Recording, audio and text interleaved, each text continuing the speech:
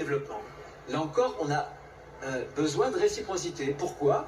Est-ce qu'il y a des pays, on leur donne un certain nombre de moyens financiers comme aide au développement, et derrière, ils ne coopèrent pas à cette politique migratoire. Donc je suis venu rappeler à nos services ici qu'il faut suivre de très très près les taux de refus pour la délivrance des visas, et cette politique de visa, c'est absolument fondamental dans le pilotage de la politique migratoire.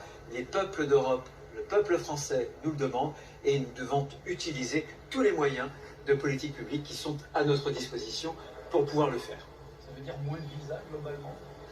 Ça veut dire être beaucoup plus exigeant, parce qu'on sait parfaitement qu'il y a des visas, notamment des visas de court séjour, mais pas que, qui sont des moyens de se maintenir illégalement en France.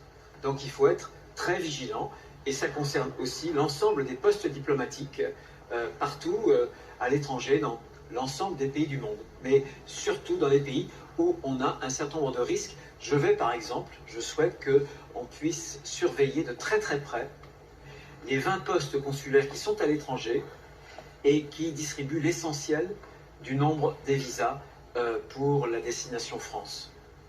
Une réaction concernant ce qui se passe avec l'influenceur algérien qui a fait un aller-retour express?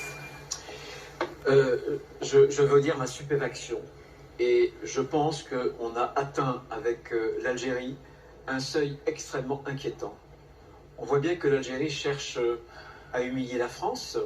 L'Algérie détient actuellement un grand écrivain, Boualem Sansal, qui est non seulement algérien, mais qui est aussi français. Il a 80 ans et il est malade.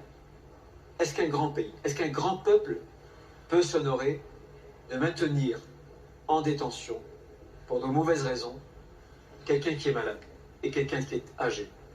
Et désormais, c'est ce ressortissant algérien, un influenceur, qui propageait sur la toile, sur les réseaux sociaux, la haine. Les réseaux sociaux, ça n'est pas une zone de non-droit. Et comme ministre de l'Intérieur, je ne veux rien laisser passer. Il y a, comme vous le savez, une 4e influenceuse à Lyon, qui est actuellement, au moment où je vous parle, entendue. Il n'est absolument pas question de laisser libre cours à la haine de ces individus qui profèrent de l'antisémitisme, le meurtre, etc., etc. Ce que je veux dire sur le cas spécifique de cet influenceur qui répond au nom de Doualem. Il avait un passeport biométrique à jour.